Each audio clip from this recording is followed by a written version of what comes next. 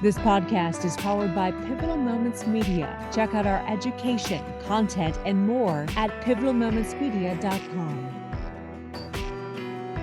Hello, everyone, and welcome to Life After the Military, a show completely focused on reversing the trend of veteran suicide, homelessness, and problematic transitions by helping veterans transition from military to civilian life and strengthening the mental fitness of our active duty military members, veterans, and their families. Our show is powered by Pivotal Moments Media, an organization on a mission to strengthen mental fitness worldwide for all. Go check them out at pivotalmomentsmedia.com to learn more. My name is Lee Elias, and I'm joined, as always, by my good friend and co-host, Howie Cohen, and we are privileged to have with us special guest today, Sergeant Major retired Jose Velazquez with us. Jose served for over 30 years in the United States Army in multiple roles, which included the following: Regimental Sergeant Major for the Director for U.S. Army Public Affairs, Senior Brand Manager for the U.S. Army Training and Doctrine Command, Senior Operations and Communications Manager for the 8th United States Army, Strategic Communications Manager for the U.S. Joint Forces Command. Jose currently works as the founder and CEO of Velazquez Media Consulting and also performs as a board member for the Leader Transition Institute. That's a lot to say, and it's a wonderful intro. Jose, it's our pleasure to have you with us today. Welcome to Life After the Military. Oh my goodness. Thank you so much for the opportunity to be with you today. I hope that I can be of value to your viewers, and I hope that we can have a great conversation. Well, Jose, I can already tell you from the pre-conversation, that's absolutely going to happen today. For those of you listening, buckle your seatbelt. We got two radio professionals here and a Howie. And the first question I'm going to ask Jose is we ask everybody this. As we said, you served in the Army for over 30 years. Tell us about your transition. How did you prepare for it? How did you execute it? And get yourself into the private sector? And again, what went well? What didn't go well? What would you do differently knowing what you know now? Yeah, great question. And I'll try and keep it short because I could go for an hour and a half on that alone. But what I'll tell you is the highlights are I sort of began a few years beforehand. I was really excited about my transition, and I definitely wanted to have some level of control, knowing I wouldn't have full control over it. But, one of the things I did was I started focusing on my finances and getting rid of consumer debt. That was incredibly important. I knew that I didn't want to be held back by, bills and that kind of thing. And so I started a few years back getting rid of as much as I could. And thankfully, I was able to do so before I transitioned. That really gave me an incredible opportunity to, not feel as much pressure as I would have had I, been saddled with a lot of debt. As I drew closer, I went to the Transition Assistance Program course twice. I too slow to go to one, so I had to go to two to figure it all out. Went with my wife to both of them, and that was incredibly important because we both understood, the kinds of things that we would, be expected to do in transition. She asked all the right questions that I didn't think of, and I was so focused just on job, and the military kind of points you in that direction, right? That's what you're used to is, what's your next job? Right. But all the important questions, where are we going to live? How are we going to live? What are our finances going to look like? What's the impact on our family, on our spouses? So I had to reconsider a lot of things, and I had to listen to my wife for a lot of that because she really better understood those impacts than I did. And so, as a team, we worked together and, focused on just, creating a great transition. Thankfully, I had a great boss and a great environment to transition in. And, he gave me all the time and space I needed, which, unfortunately doesn't happen across the board. And so, toward the end of it, I was looking for organizations to be a part of. I chose, to really start my own company and, work with a number of people. Michael Quinn, who's, a well-known person on LinkedIn, Matt Quick, and a series of other incredible, gentlemen and ladies who were part of, starting really higher military. And then, of course, the digital networking professional program, which I'm, really kind of a part of. I contract with them, but really I do a lot of their training. And so, I did that because I wanted to do things that made me happy. It was so important to me to feel fulfilled in transition. And I desperately, desperately didn't want to work in an organization or do a job that I wasn't happy, that didn't fulfill me. And I had jobs in the Army that unfortunately were like that. Most of my jobs in the Army were awesome, but in those occasions where I got to see the other side of awesome, I knew that I just didn't want to be constrained or stuck in a job that I just hated and had to do for the rest of my career until I was 65, 67, whatever. So I chose to do the entrepreneurial thing and really just kind of fall back and relax, spend more time with family. That was really what I wanted to do. Any cons? I really, to be very honest with you, there's a lot of people who have a lot of cons. I just didn't. People were great. My transition was great. I did it in the middle of COVID. I guess that's a negative thing. Sometimes you have this great, beautiful ceremony with hundreds of people in the audience, right. And I didn't have that. But let me tell you, I had a really small transition. I really could only bring 10 people into the room. And so I really had to think about who I could bring. More people were on a Microsoft Teams, computer that somebody put up there. And many of my coworkers, colleagues, supervisors, soldiers were on there. I even had a 3-star general hanging out watching it, so I was so incredibly appreciative of all of their time. But then I had 10 people. That's all I could put in there. And so, I really had to think about who was going to fill those seats. And so it was very intimate and very powerful to me. And, I will always remember and appreciate that moment. I'll tell you, Jose, that we need to get you on a speaking tour to every graduating high school senior, college senior, and transitioning military vet around the country, because your sentiments are right on. And I'm going to throw it to Howie, because typically what happens here is I talk for 20 minutes to recap it. Then he and I agree, but I saw him taking notes, and I already know we're going to agree on several points that you made. So go ahead. Let's bring Howie Cohen into the show, everybody. God, so there is actually trainability here, Lee, huh? I mean, is that how we're looking at it? You're reading. Can, to use a hockey term, you're reading and reacting, man. I can mute your microphone at any time, right?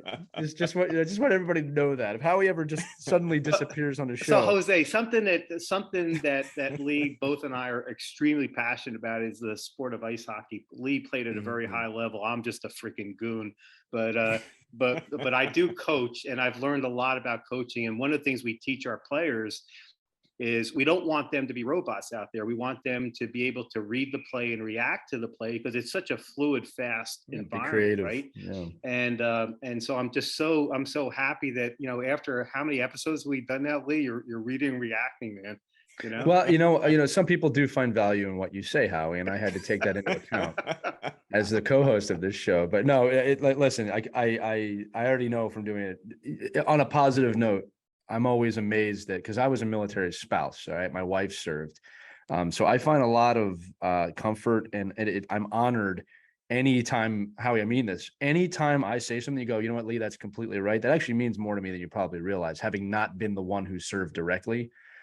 So I always want to be anchored in on the right wavelength with veterans, because it's important to me, and you're important to me, and all of our guests are important to me. But now you got me talking, and now I'm already contradicting what I said. So once again, I'm going to toss the puck over to you. What I do want to say, though, Lee, is, and you've said this multiple times, and I have never responded to it, but I am now, because we actually talked about this prior to the show with Jose. Let's not downplay your service as a military spouse, right? Janet served magnificently and honorably as a medical doctor in the Air Force.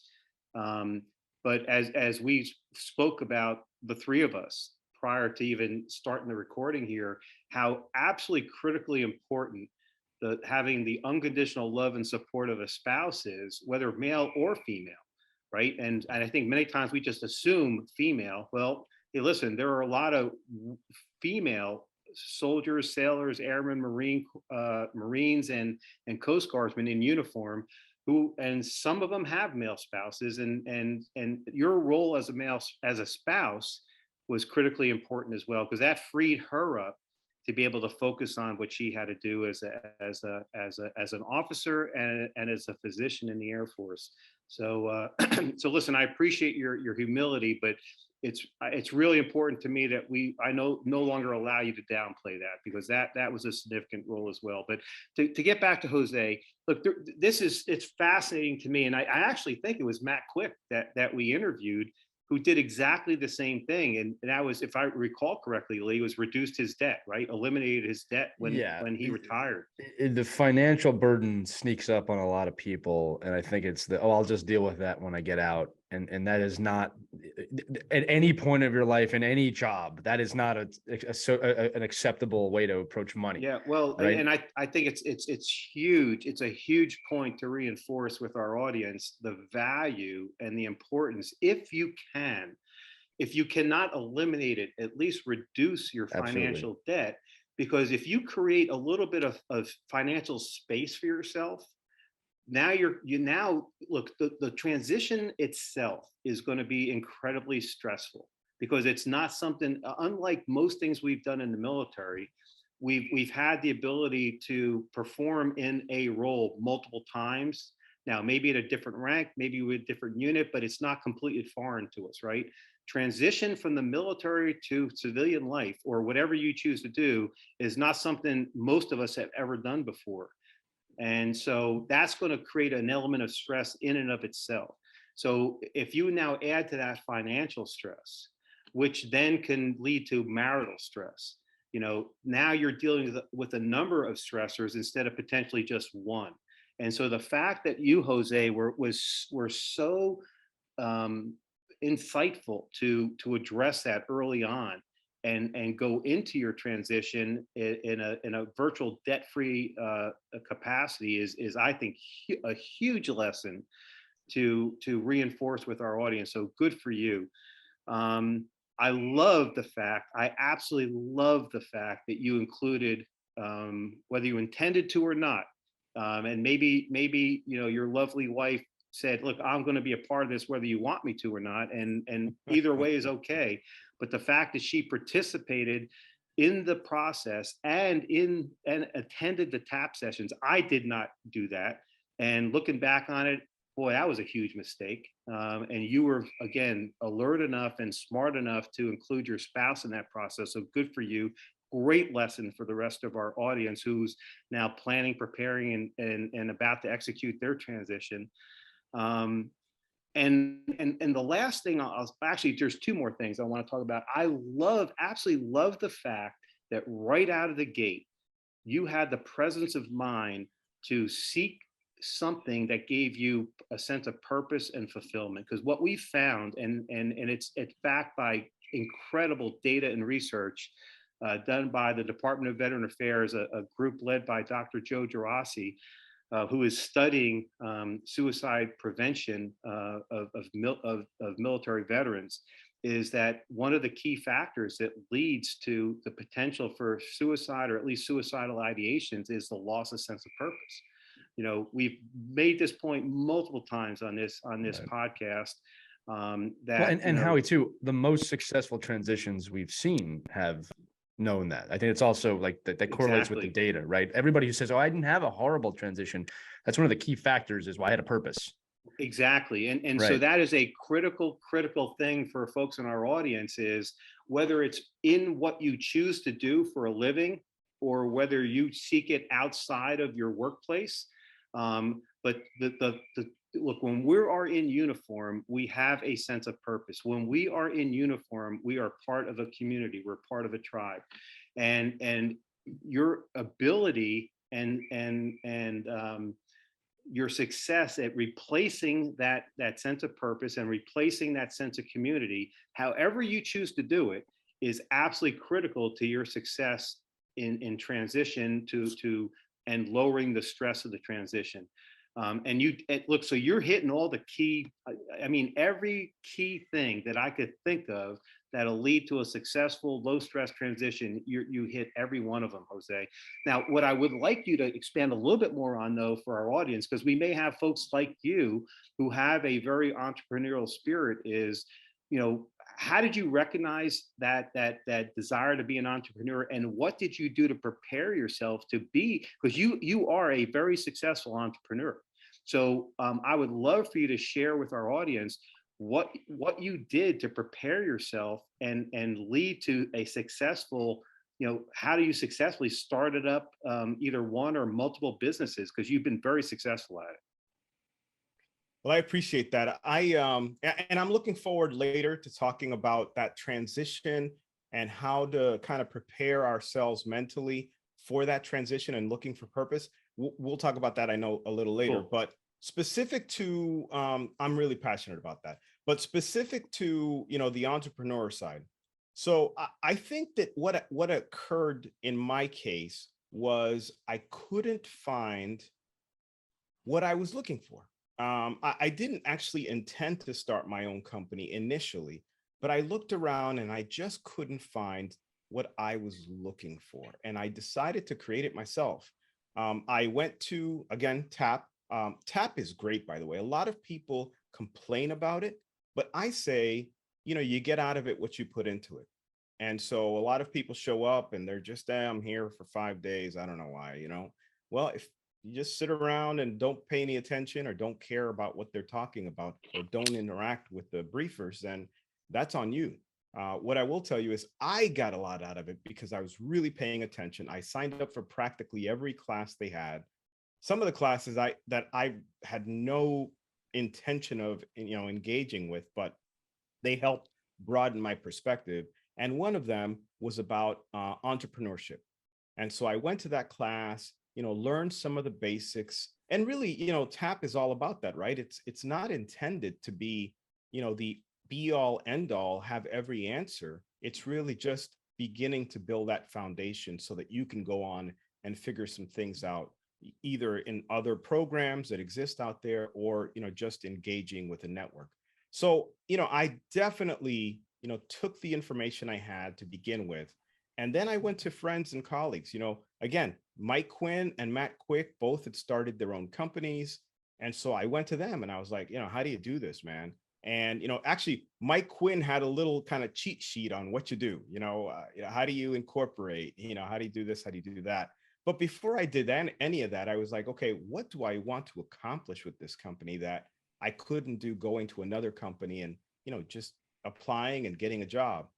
And, realistically, what I figured out was I desperately wanted to have that purpose. And the purpose for me was kind of to whittle away the things that I didn't love about public affairs. There's some things, more of the strategic things, believe it or not, I didn't love dealing with, really kind of stressful things. Public affairs is a very stressful field. The media relations, the community relations, God bless the people who do that, because that is incredibly thankless work and incredibly stressful work. But I really wanted to kind of get back to what I loved, and what I had loved in the military was my broadcasting. And so I loved broadcasting and I loved teaching. And so I knew that this company could help me do both. So I started working at a radio station, and whatever employment I had there went into this company. And similarly, I, contracted with, Higher Military and the Digital Networking Professional Program, and I became a contract instructor with them, which gave me the freedom to say yes or no when I wanted to, based off of, my family schedule, my personal schedule.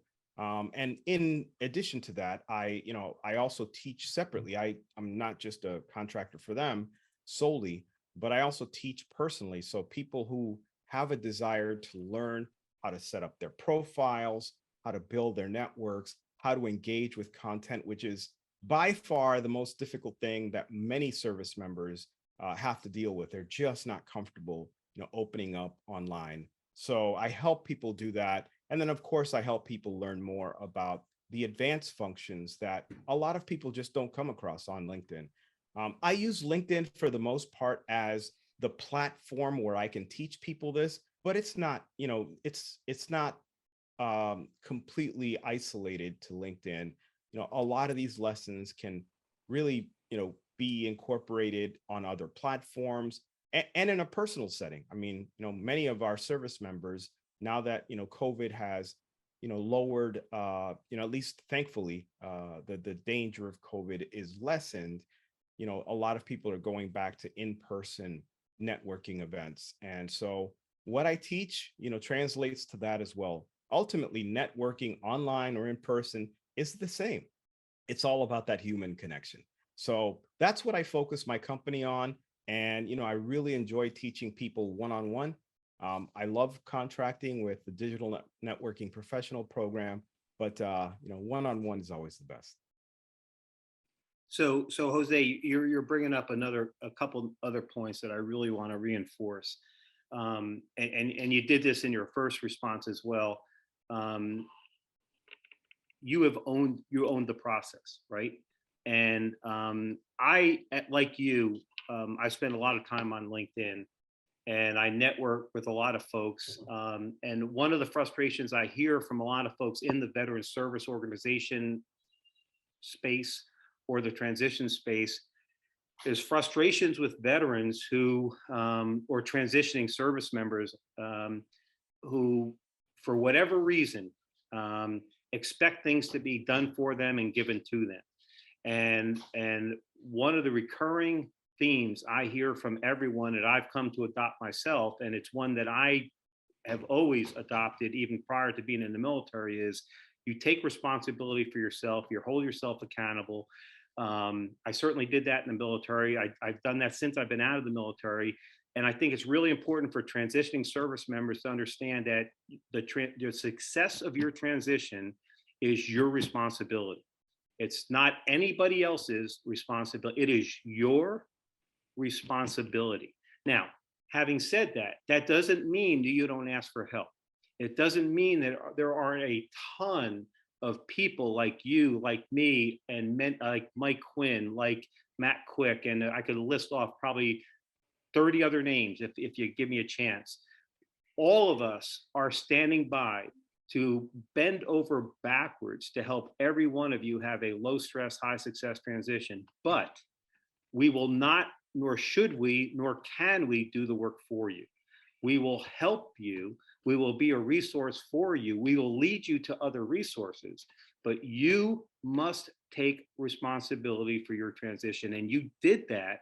And that's why you had a very low stress and a very high success transition. And everybody that we've interviewed on this podcast who had a low stress, high success transition took responsibility for their transition and owned the process.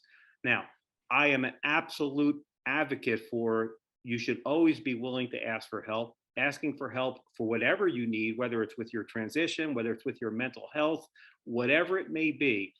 We all need help. We cannot do this by ourselves, but we have to take responsibility for our decisions, for our actions, and for the process. And you did that. And I want to reinforce that. I want to say, Howie, too, that it's just that's not limited to transitioning out of the military. Absolutely right? not. Like this is a life skill. It's a big problem we have in our society right now. Right. And I want to mention that only for this fact that, if you're transitioning, you're not alone in this. Not just from a military standpoint, but really almost a national human standpoint. People are not taking enough accountability, and they're not taking enough ownership over their lives. And the thing is, I think that as transitioning military, you actually are more equipped to handle that than most, but it's still difficult. It's still something that needs to be done. But I think you're enabled more to take those steps. You just need to be aware of them. Well, here's what happens. If I'm just going to call a spade a spade. What happens is some folks let their ego get in the way. Right. Some people believe because they've achieved a certain level of success or rank in the military that they are owed something. That because they were in the military and served, that they're owed something. And you know what? You did get something. You got paid for your service. You got a certain amount of training. Sure. You built a certain level of self-confidence. You got to experience things that most other people, like more than 95% of the people in this country have never experienced in their lives. That's how you got paid, right? That's what you got. Now that you're transitioning, it is on you to to own that process. And again, I just think that's an important point to make. Absolutely. Yeah. And I want, go ahead, Jose. No, I was just going to say, I think the issue is, as people are getting ready to transition, and based on what you were just saying, Howie, I think that the whole rank thing, I can talk about that in just a moment, or my opinion about that. But separately, I think one of the issues that occurs is, when we're in the military, I don't know that enough service members really appreciate the fact that we are taken care of. Everything is relatively done for us. We It's just true. show up and do our job. I mean, if you think about it, yes, we transition. Service members will argue with me and say, no, no, no. I had to do all this stuff. I did everything for myself in the military. No, you didn't. No, you didn't. You get a set of orders. Yeah. The orders tell you what to do. They're Right. called orders for a reason, right? So you're being ordered to a new location. Movers show up. Right. Yeah, sure, you make the appointment, but movers show It's up that paid you don't for. pay for. Right. Yeah, they take your stuff. You're told where to go, when to go, how to go, what uniform to be in. And so you show up, your family is relatively taken care of. At least the information that you need is taken care of. You're still getting paid, and you're still in the same organization. You still wear the same uniform when you get to the other place. The rank structure, the system is still similar. Sure, you might have different, bosses with different, personalities, but it's all very similar. Right. Getting out is a totally different thing. But I think a lot of our service members transition with this idea that, this thing is going to be done for them. That's a great point, Jose. And Yeah. a lot of people don't understand that, as you transition, it all gets back on your shoulders. And the reality is, some of us, joined as teenagers, and we really never had, the responsibility of putting everything on our shoulders. And Yeah. there are so many, there aren't just hundreds, there are thousands of veteran support organizations across the country, desperately and desiring to help service members transition. But like you said, Howie, and Lee, both of you said this, you gotta take responsibility. Right. You gotta show up at that TAP class with the right mindset and recognize they're not going to be able to give you everything in 5 days. So take what you can and then move forward through the networking process and looking for courses. USO, all the DoD skill bridge programs that are out there, finding people that can point you to programs, the Leader Transition Institute. There's so many. I can talk all day about different programs, but ultimately, like you both said, you have to take responsibility. No one is going to be able to make you succeed. It has to be you. And, it's not the military's, responsibility to make you successful. You have to become successful yourself. And I'll say this from the spouse point of view. We lived in the United Kingdom for several years, and I remember saying that military does everything for us. People go, would you want to live there again? I said, not unless I'm in the Air Force, because they do everything. That you get a house, you get American food, you have safety. There are people, you live in a gated community where men have, high firepower at the front gate. And if that's not scary enough, there's jets flying overhead. So you are completely taken care of. It's a great point, Jose. A quick story, kind of a metaphorical story. I remember when my son was born, we were living in England, and my mom flew over, and she did a lot of the work in that 6 weeks. It was 6 weeks then of maternity leave. And I had my mother there helping me. And I'll never forget, about a week before she was set to leave, my son was kind of crying in his crib.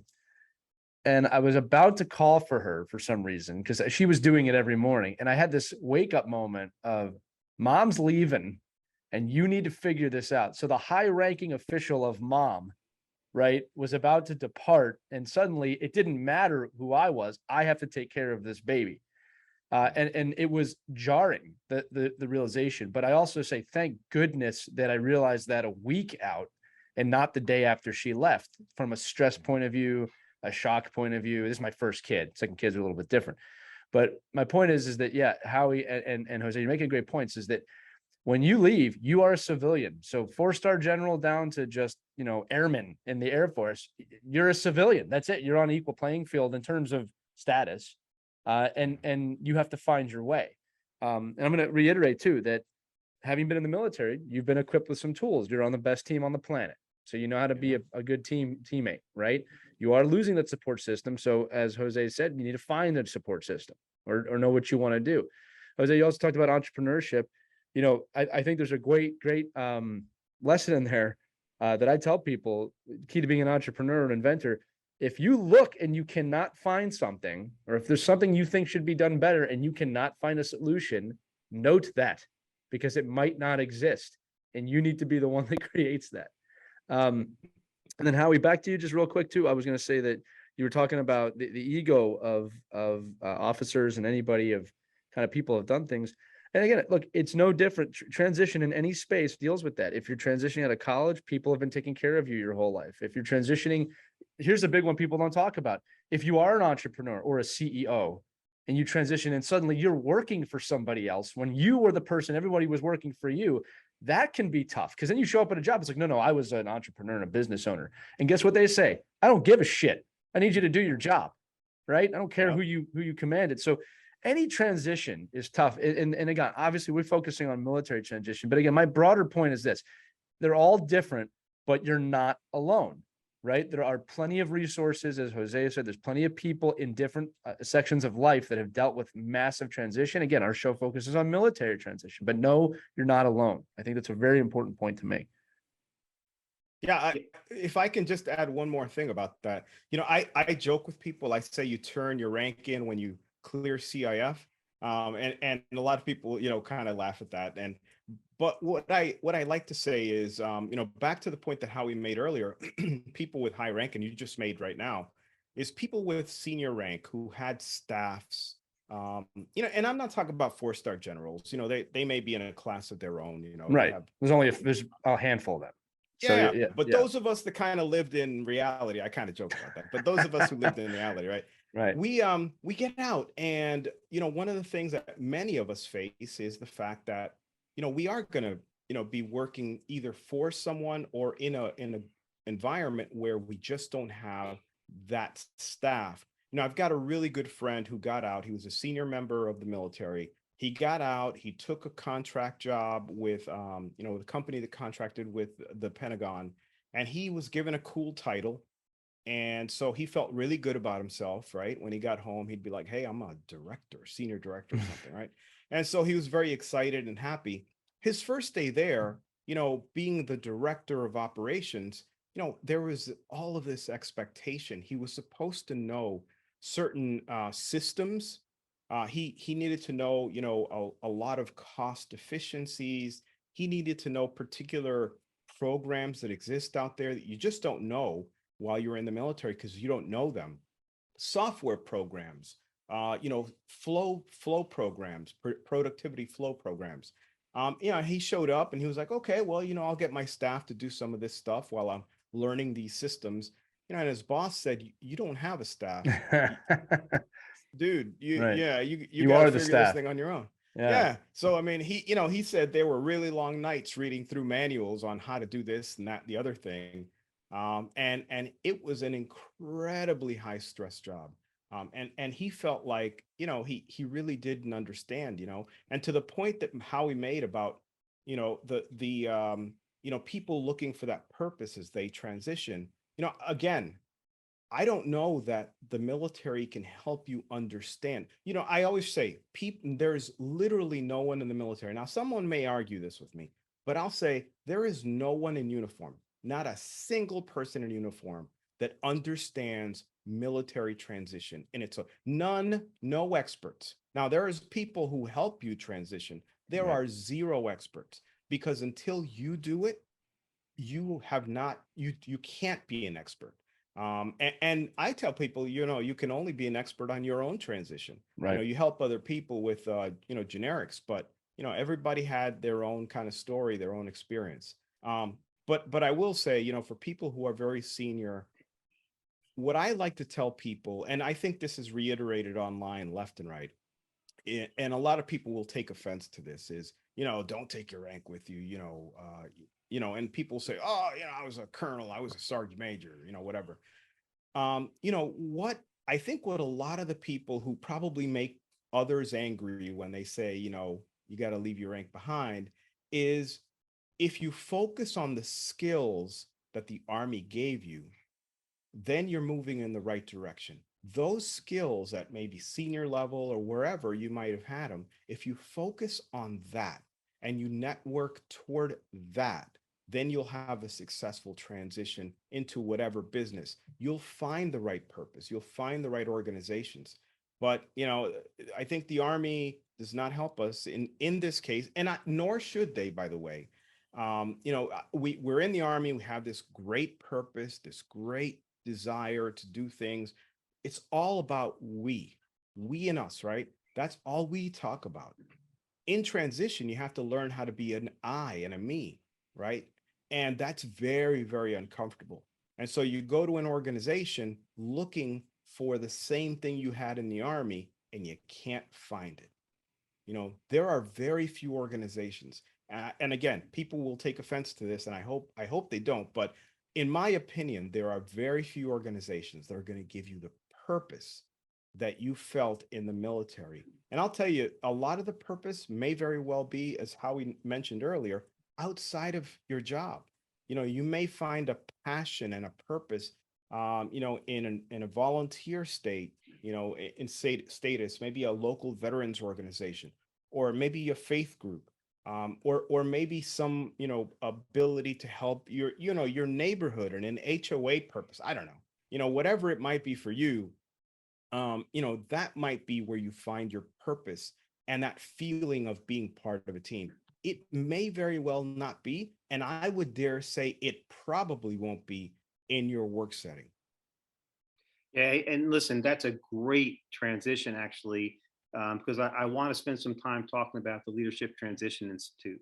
I had the privilege to link up with Annie Brock and go through their program, which, oh, by the way, the course is named Changing Focus from We to Me, right? Which is exactly what you just talked about, Jose. So let's talk about that. I know you've been through the program. I know you sit on the Leadership Transition Institute's board. I know you're an advocate for them, and I want to give you every opportunity to spotlight what Annie and her phenomenal team is doing. And then I would love to maybe highlight some of my personal observations and experiences, but let's talk about that. If you would, just talk about the LTI, talk about what they're doing, talk about the value you got from the program, because in my opinion, I think every transitioning service member who is capable of doing it should go through this program. But let me let you talk about it a little bit. Yeah, well, I'll absolutely agree with what you just said. In my opinion, every service member who can should take the course. And the reason is this: there are a lot of courses out there that teach you how to dress, right? How to dress well, how to create a resume, how to, how to look for jobs online. But the one thing that most of those programs don't do is exactly what we need at the moment of transition. It's learning how to go from we to me. It's uncomfortable. We don't want to do it. It's not in our nature, especially the longer that we're in the military. But we have to learn how to be an I, because being an I is really the only way to succeed in the business world. Now, that doesn't mean it's about being selfish. I think too many people think about it being as a selfish process. But the faster that you really appreciate what being an I means, the faster that you can succeed in the business world. The Leadership Transition Institute provides the training to help you learn how to change your focus. And I know it's called changing focus, going from we to me, but I think that title tells you everything that you need to know. It's a program designed around helping you to learn how to do that transition. That mental transition is the key. It is absolutely the key. And I can't find another program that does that. I really wish that it was kind of the continuing program after TAP, to be honest with you, because before you learn how to create a great, resume, before you learn how to dress well, before you learn how to, I don't know, write your, fill out an application, I think that you need to change that mindset. I try to do it on a personal level. As I interact with people and teach them about LinkedIn and teach them how to set up their profiles, for example, I help them go through that. But I only help them go through that and understand that and really get them thinking about that because of the training that I received at the Leadership Transition Institute and their program. And I'll tell you, if you want to change your mindset, if you want to be successful in transition, you know, I, I sit around and think, it's not a tangible, it's hard to express what this course does for you. And so I think too many service members dismiss it and don't fully appreciate this process. You must go from we to me. There will be no organization out there that you work for. And I know people will say, yeah, my organization. And I ask people, that's going to take care of you or is going to be as inclusive as the Army was. And again, somebody will say, no, my company's the best, right? They got a kitchen over there with the coolest drinks, right? And I can, I don't know, play, hacky sack outside, during my lunch break or whatever, right? I can take a nap. They've got a nap spot out there. Okay, cool. But what I tell people is if your company really loves you, when they lay you off, are they going to pay you? When they send you away, when they fire you, are they still going to pay you? Because you still have bills. And if you were really a family, would they pay you after you left the company? Of course, they're not going to pay you. It's a business. And while you really should have, a familial or, really close relationship with your fellow colleagues, um, that's the best kind of environment. And you really might be working toward a common goal.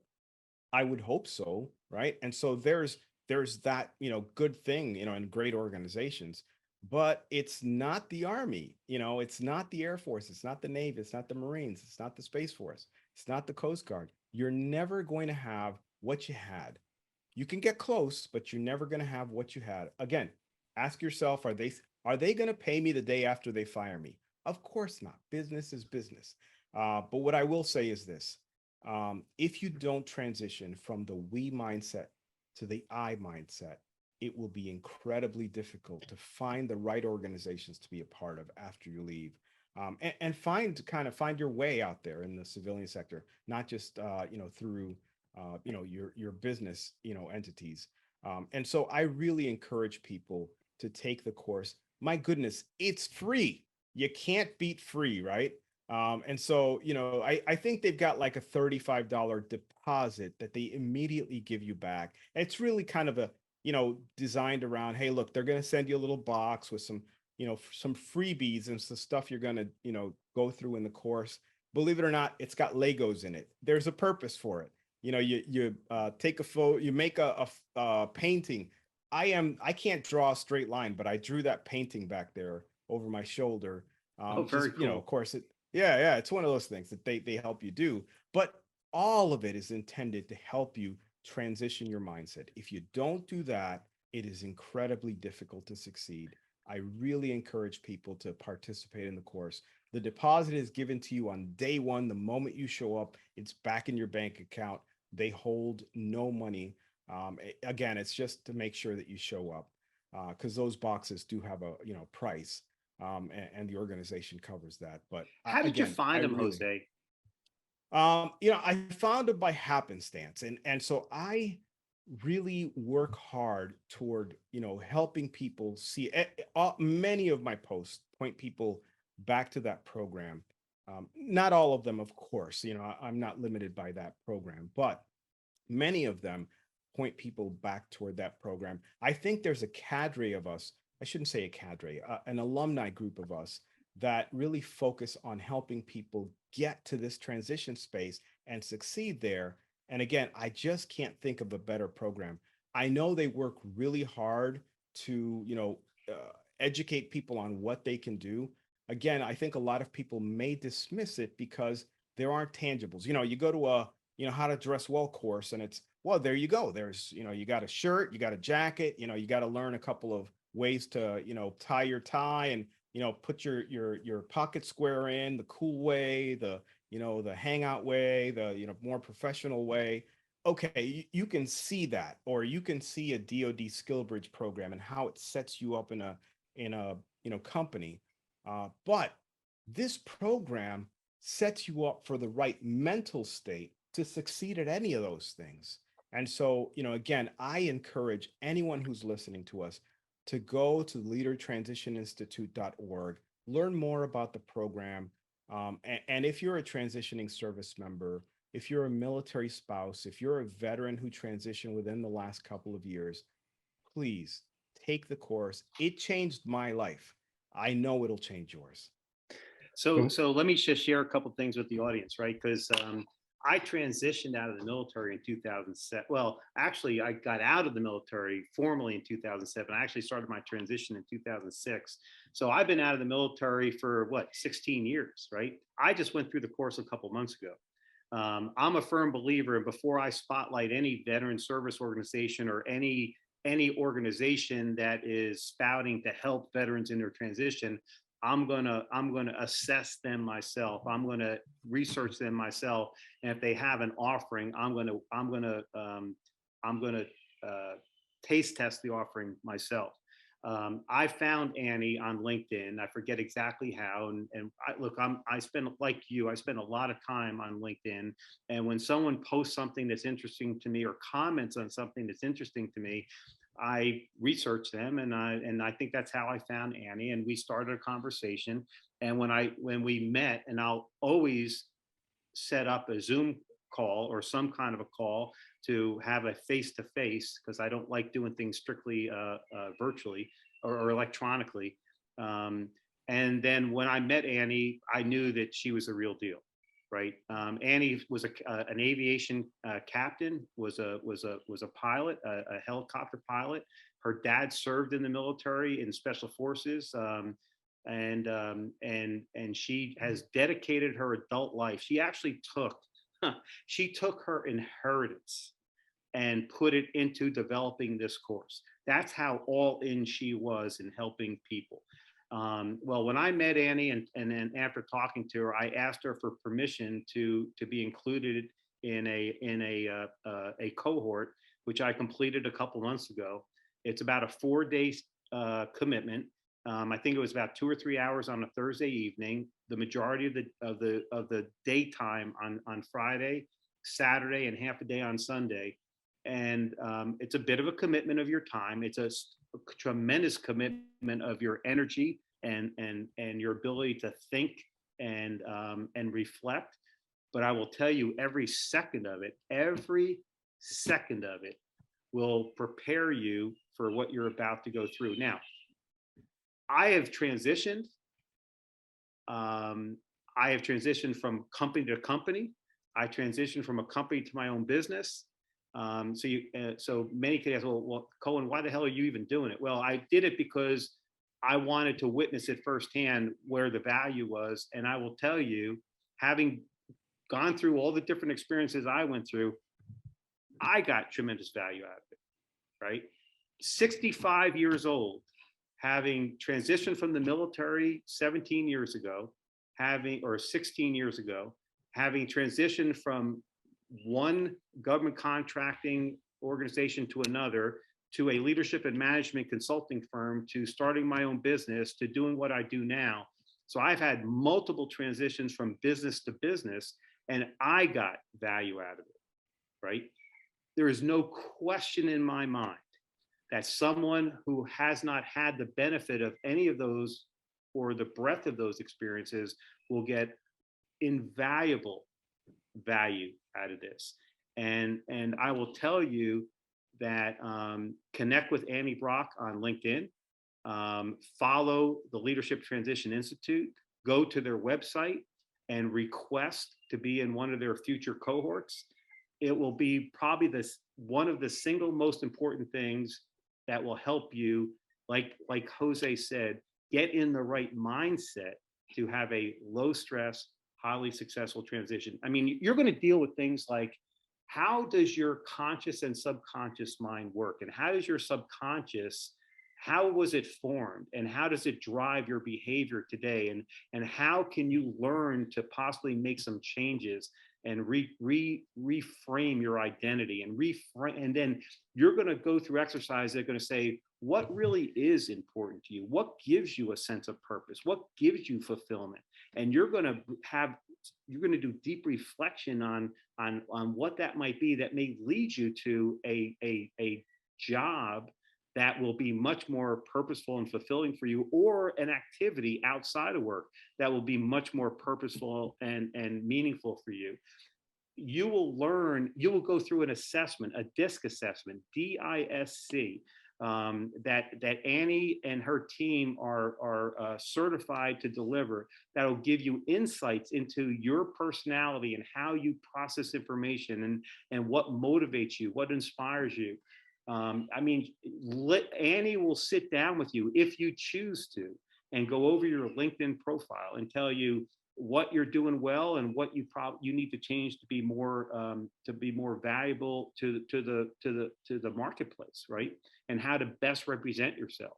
They'll talk to you about how to possibly set up create some financial independence that over time, if you follow the principles, will help make you and your family achieve more in your life and achieve a certain amount of financial success. I mean, the gamut and breadth and depth of this course in that 4-day period is almost beyond description. So I encourage anyone who is even thinking about transition to go through this course. And like Jose said, you'll be charged a $35 fee up front. And listen, here's another thing I'll say too, because I'll tell you, this is a little bit of a burr in my saddle, right? And I know, and they're all well-intentioned, and veteran service organizations in most cases give services free to veterans, and that's great. But never be afraid to invest in yourself, okay? And whether it's $35, whether it's $100, $3,000, $10,000, whatever you can look, there's a basic principle that I would encourage folks to consider is, you should be willing to, if you want to be a highly successful, highly effective individual, the most successful people in the world, at a minimum, invest 10% of what they earn every year in making themselves better.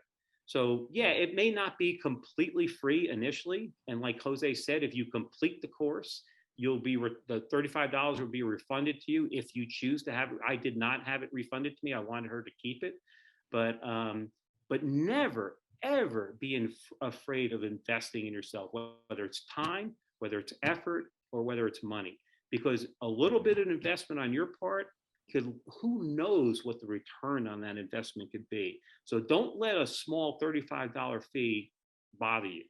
I will guarantee you, even if they didn't return the $35, that'll be the best freaking $35. How many of you go to Starbucks every week and spend more than $35 a week on freaking coffee or a latte or whatever the fuck you're drinking, right? how I'm serious, man. How that $35, I guarantee you, even if you didn't get it back, will be the best $35 you ever spent. Well, it's just don't use it as an excuse. I think that's right. I think too many. Yeah, I think too many service members, again, the military makes us very comfortable with free stuff.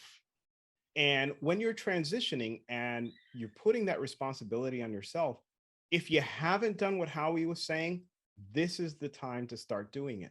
You have to invest in yourself. No one can do this for you totally. Matter of fact, the way Annie works is she purposely schedules this 2 days or on a weekend. So you only miss 2 days of work. Your boss, there's a far less chance that your boss is going to say no to you. Your boss would be a bad boss if they don't. And it's really only 1 day, right, Jose? Because it's Thursday. It's usually a Thursday evening, right? That's correct. It is. You're right. It is a Thursday evening. All you really have to do is Friday. I mean, Annie couldn't make it easier for you. And again, as Howie said, $35. Come on. and you're going to get it back anyway. But as he said, even if you had to leave it there, come on, it's about you. You're trying to help yourself. It would be ridiculous for you not to take this opportunity. And I would just finish off by saying leadertransitioninstitute.org. That's leadertransitioninstitute.org. Go to their page, read up on it. I highly encourage you to take the course. I want to say this too. I don't think this was really covered, you said earlier how it could be uncomfortable going from we to me, which I agree with. All right. And I'm a very we-centric person. Here's the deal for anybody listening. If you are a we-centric person, if you are someone who wants to support others, if you want to help other people, if you want to continue your service after you're out of the military, you cannot do that if you do not first help yourself. And to me, that is the key. If you don't have the tools for yourself, you cannot give them to other people. So when I look at something that's we to me, while it can be jarring on the surface, the truth is you have to help yourself before you're even in a position to help other people. Or, you will not be able to help anybody. You'll help far less people than you wanted to. Right. And I've had this conversation with many people, a lot of the military of, well, I want to help people. Then you need to get yourself situated, because if you are highly stressed, if you are in an emotionally compromised state most of the time, if you have problems in the house with your family and your children, you're not in a position, you need the help at that point. Right. So helping yourself is in turn the key to helping others. So that's my takeaway from what I'm hearing here. Right. Is that if you're truly and deeply committed to service beyond the military, this is something you have to do, right? And never assume that you just have it already. Nobody does. That's a guarantee. Other thing I wanted to say real quick was that you talked about other companies saying, no, we're the best. We know what we're doing. Look, I'm an entrepreneur. I'm a business owner. I will never say that we've got it, because the truth is it's an evolving matter. I am striving daily to be the best we can be, and we will never achieve the goal of being the best. Right. And that's okay, because the journey is what matters here. Right. So just anybody transition, you're looking for a company, perks and stuff are great. I said this on a previous episode. The question I ask of every single person that comes in for an interview, first question is, what are your goals and how can we help you get there? Right. And it's okay if the answer is, I don't know, by the way. Right. But I am looking for someone to say, well, I would like to figure out what I want to do moving forward, and I'm looking for a place to figure that out. Or I know I want to go in this direction. Your company is a great fit for me because of this. I don't assume as a business owner, this is their final stop. All right. And if it is, great, but I don't assume that. Right. So any business owner worth their salt is taking that ever long, ever growing evolution. Right. There is no best company. Right. I can show you an Amazon employee that loves it and hates it, all in the same breath. So I just wanted to say that again, focus on the me in order to help the we or create the we. Hey, Lee, so listen, in the interest of time, I think we've kind of addressed our next question. I know Jose spoke a little bit about the digital Right. professional program. And I want to be very respectful of Jose's time right now.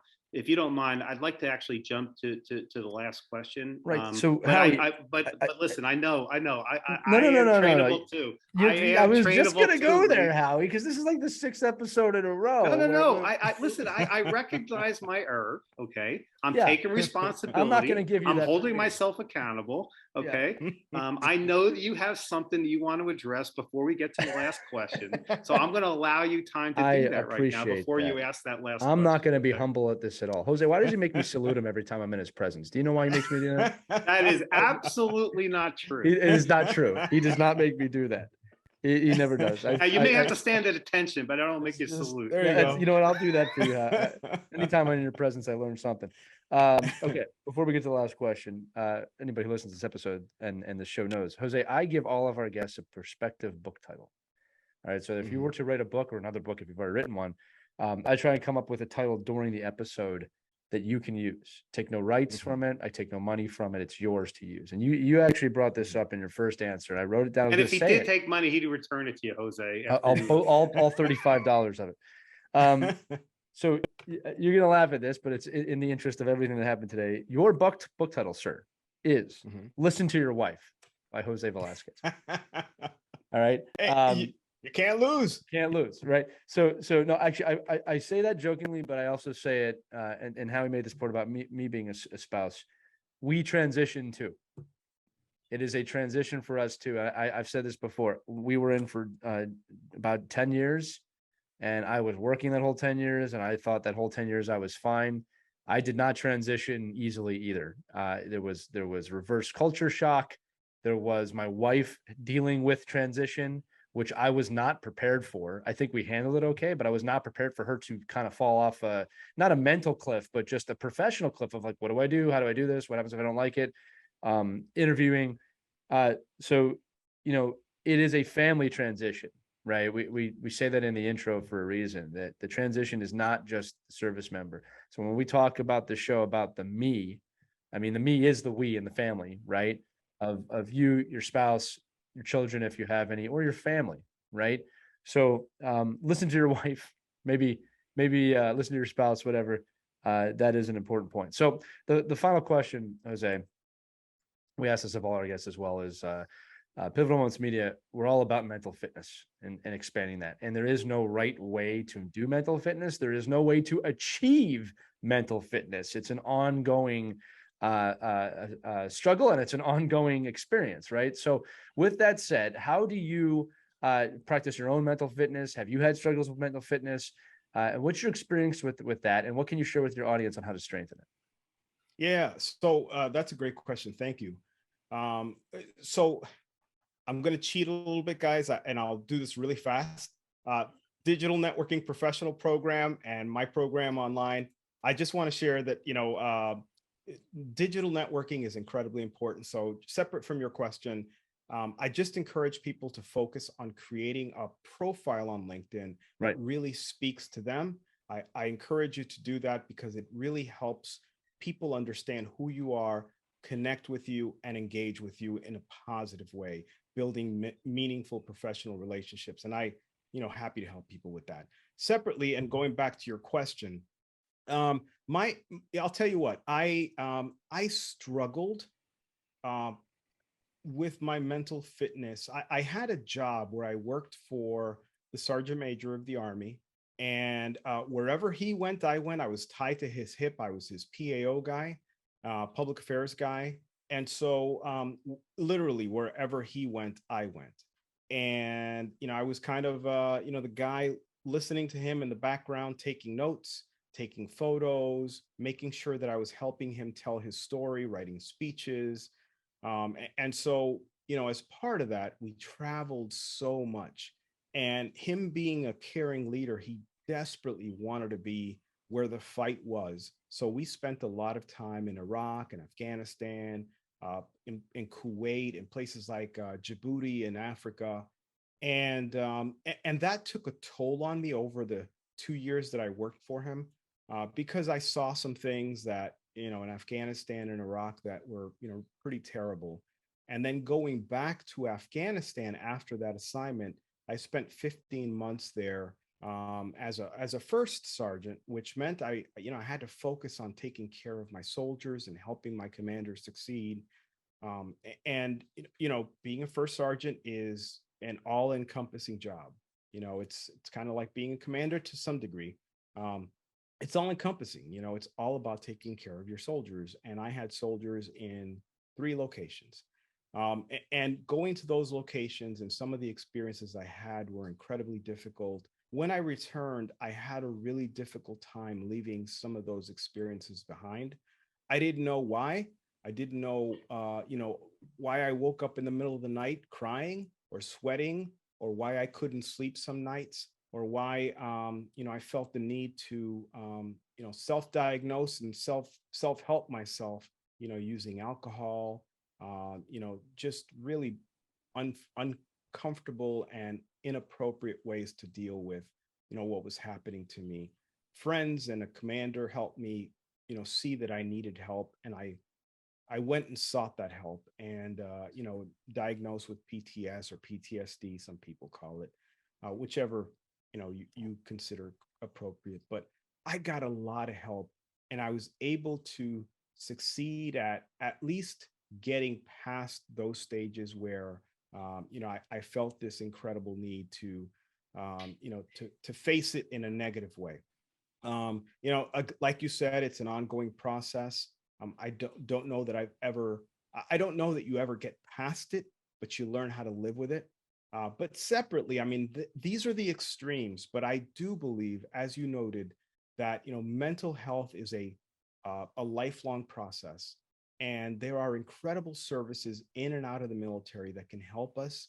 Whether that be some sort of counseling on a regular basis, therapy if necessary, or just support groups, people that are there to support you and help you kind of get things off your chest so that you're not holding on to them. And I just tell service members as they transition, I know that you held a lot of stuff back. You were uncomfortable. You may have thought that this was going to affect your career. And to be totally honest, in some circumstances, it may. The services really worked hard toward getting rid of that stigma. But I'm just, as an honest broker, I personally believe that there is some degree of that at certain echelons. And that may come from misunderstanding, commanders and senior NCOs misunderstanding how to care for the service members. Understandably, I mean, think of a company commander at 26 years old and a first sergeant, maybe 36 years old, but surely at the company level may just not fully comprehend how to help a service member who's going through some of that. I think the training for those commanders and first sergeants and sergeants major and commanders at higher echelon is getting better, and many of them are being more sensitive to it. But now that you're transitioning, you don't have to worry about that, and there are incredible services again, support groups, more professional help. Get the help you need. None of us are perfect. None of us can deal with stress, many times on our own. And I know I have a great, family circle. I have a great, friendship circle. I have great mentors and colleagues who really help me, in those situations where the stress is getting a little bit too much and it may affect my, my life in a positive way. So again, I really encourage people to focus on that, because I think that that is an incredible factor in whether you succeed or fail, not just in business, but in life. Hey, Jose, so listen, and thank you for sharing that. I so appreciate your willingness to be transparent, candid, vulnerable, especially as a senior leader. That's I know that's not always an easy thing to do, and I absolutely appreciate and understand the value of what you just did. What I would ask you is, so you went through this experience as a first sergeant. So you had a 30-plus-year career, right? So how many years had you served at that point, and how many years did you have left? Because listen, I find it fascinating, and I applaud you that you recognized that you had a problem and that you reached out and sought help. Which in my mind is actually a sign of incredible strength, not in weakness, no matter how anybody else wants to define that. I really don't give a shit. That is an incredible sign of strength and not weakness. But I find it fascinating that you had more of your military career ahead of you when you did that. And I'm kind of curious how did your chain of command respond to that? And how did your promotion boards respond to that? And how did you progress with the rest of your career? Because you had an incredibly successful career. Yeah. Thank you for that question. So I don't know how much of this was luck and happenstance or whatever, and my own personal just I guess abilities, but I went through the ranks quite quickly, and just again, I just feel like there were some blessings there. But I became a first sergeant, very early in my career, probably about 12 years in. Wow. I became a sergeant major at like 16 years in. So Wow. almost half of my 30-year career was spent as a sergeant major, which is kind of funny because the privates that were my soldiers became sergeants major and my colleagues over my career. So that was kind of a weird thing, but a kind of a cool thing as well, to see them succeed. But I feel like I feel like, I mean, I had a personal history. You know, my father had been an alcoholic, and he had been someone who, on a personal level, I unfortunately I didn't, I he didn't fully grasp or was able to, kind of deal with his demons, and ultimately passed away because of his drinking. Um, when I returned from, deployment, I found that things just weren't the same. Again, the night sweats, the memories of some of the really morbid things that I saw there, and most importantly, the effect that I knew I was having on my wife and on my children. And I had to think back to my dad. And I was like, I cannot go in the same way that he went. I've got to do something. I spoke to my commander, who I felt was my friend, and we, to this day, we have a great relationship. We're great friends. I dare say we're pretty close to best friends. And he and I had an incredible connection. I spoke to him, and he was going through similar things that I was. And interestingly enough, because we were going through very similar things, we kind of both looked at each other and said, we need help. We need help. And so we both took a chance, and we went and found the help we needed. We were both, of course, terribly nervous that it was going to affect us. Um, in my case, I had already been selected to be a sergeant major. And so in some respects, there was a little less stress for me. He was a major. So it could have affected him more than me. I was already kind of, on my way to Sergeant Major Academy, but it surely could have affected him and his, forward movement. Thankfully, he had a great chain of command that understood and appreciated the fact that sought out help. And, in my case, just the fact that he understood why I was doing it, he really had empathy for me, and in some cases, sympathy as well. But I'll tell you, going to find that help and seeking it, and feeling that someone understood, and someone recognized what I was going through, that was so important. We used to call it, I don't know if you did, but we used to call it the new normal when we returned from deployments, because we'd all go to Walmart, and we'd all be scanning everywhere we went. My wife would go nuts. I'd be driving in the middle of the road. She'd be like, "Get in your lane." And I'd say, "I know, No I'm kidding. trying, I'm trying." But instinctively, I'd go to the middle of the road because that's the safest place you could drive in Iraq. Um, and just scanning. My wife would just say, I'm right in front of you when we were having dinner. It would drive her nuts that I was always scanning. And I'd just have these anxiety attacks when I was, in a department store. It was just overwhelming to see the people, because again of my experiences in Afghanistan and Iraq. And I knew I needed help because I loved my family, and I just didn't want to put them through what I knew was coming. And again, thankfully, I found incredible help, people who really cared about me, and did what was necessary to help me fully appreciate what was going on with me. And it wasn't just medicines, but it was that engagement with the professionals that helped me. And I understood. They let me know from day one, this is not something that goes away. You're Right. going to deal with a lot of this for the rest of your life. You just have to recognize when you have to go back and get the help, and maybe some ongoing support throughout. And thankfully, I've had that, both in the military and in transition. Again, on this side of it, I've just had support groups and people that really, understand me. And that's been enough. But, the VA is down the street from me. So when I need that help, I'm happy to go down there and find it, in a professional setting. And Jose, I don't know about you, but I find that because I didn't do this for the longest time, and Lee's heard this before. The more I talk about it, the better I handle it.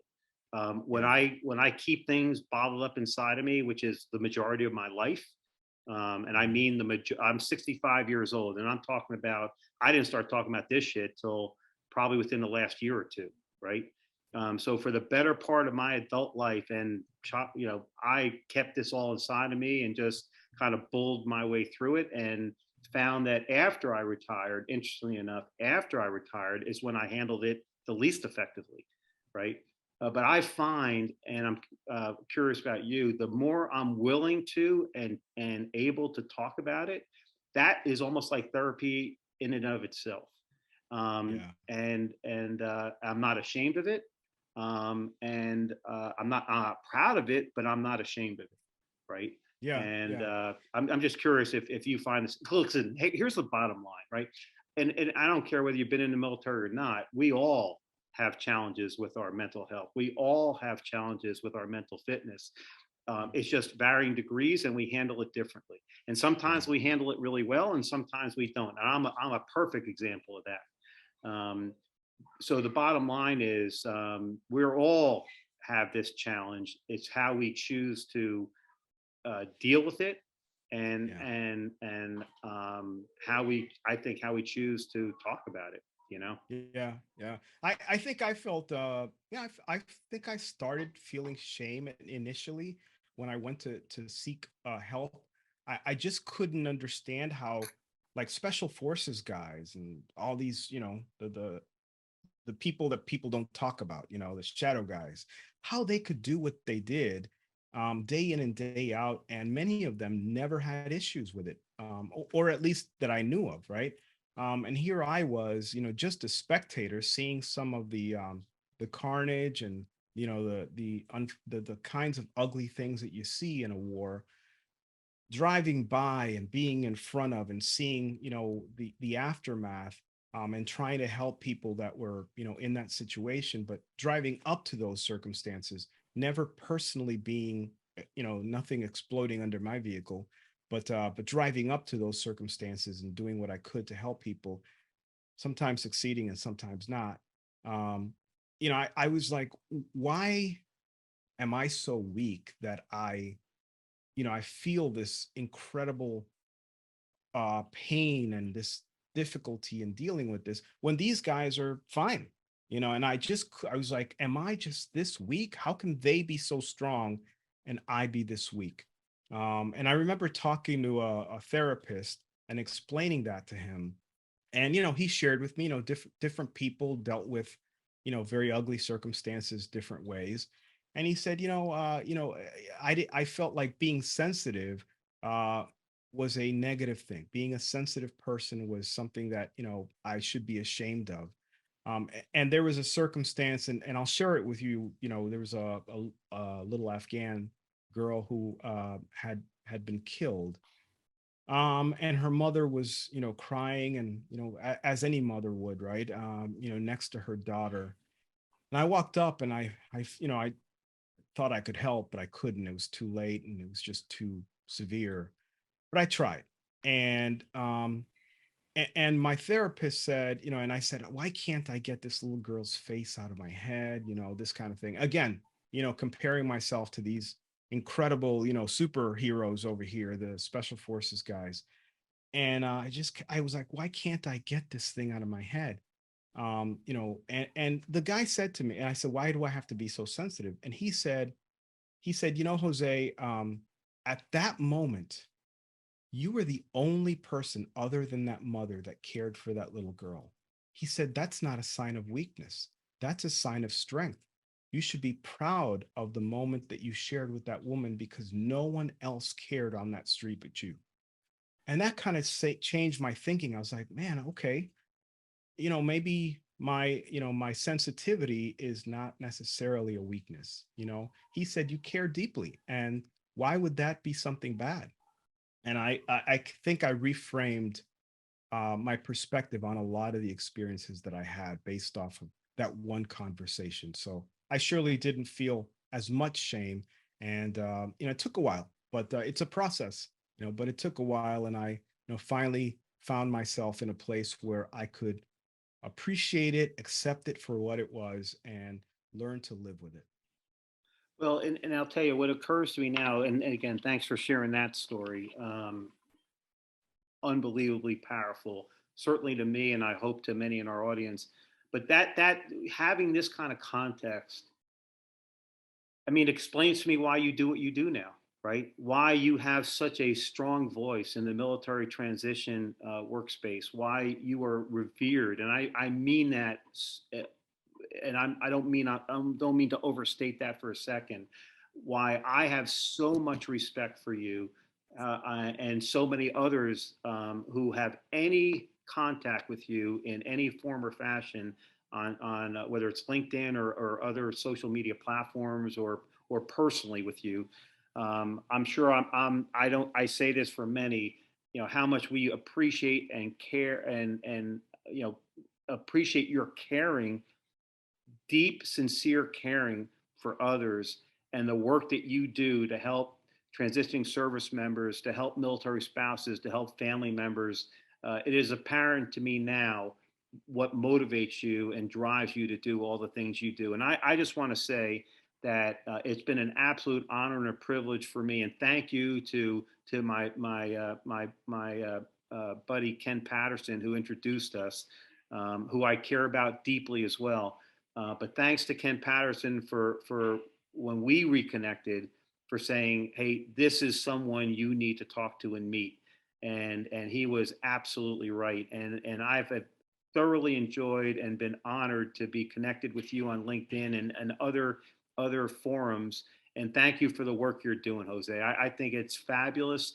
And in any small fashion, if I can accomplish even a tenth of what you're accomplishing, I'll feel like I have lived a life of purpose and meaning. Oh, Howie, thank you so much. I'm honored. Thank you so much for inviting me to participate in this. It's been a great an enjoyable experience. Lee, thank you as well. I really appreciate your questions and the conversation with both of you. It really is an honor. And I always tell people that I engage with, please consider me a resource. And I know you both of you do, but just for anyone who's watching, I give away more than I ever have people pay for.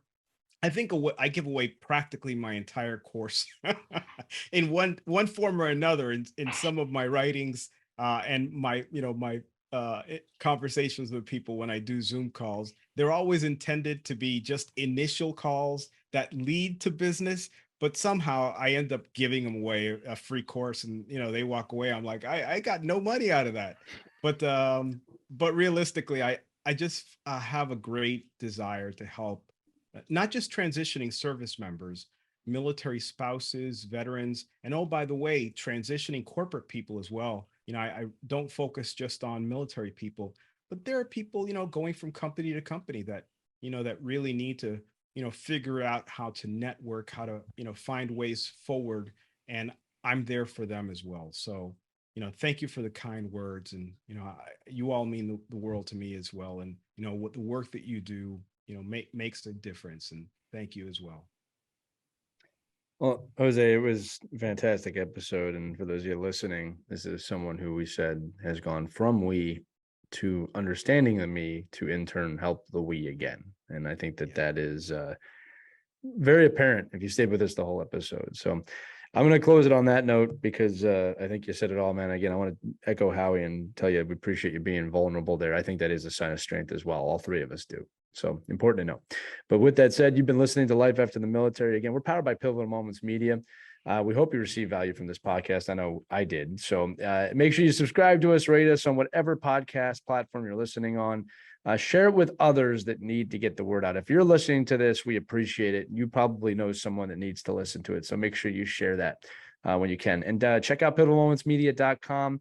We have a lot of other channels focusing on everything from overcoming adversity in sports, how inspirational women inspire other women, building mental fitness in the workplace, how artists of all types overcome adversity and strengthen their mental fitness. And of course, we have our Mental Fitness Education Center with other inspirational, educational, and entertaining content. If this is a space you want to be in, check us out. So for Jose Velazquez and Howie Cohen, I'm Lee Elias.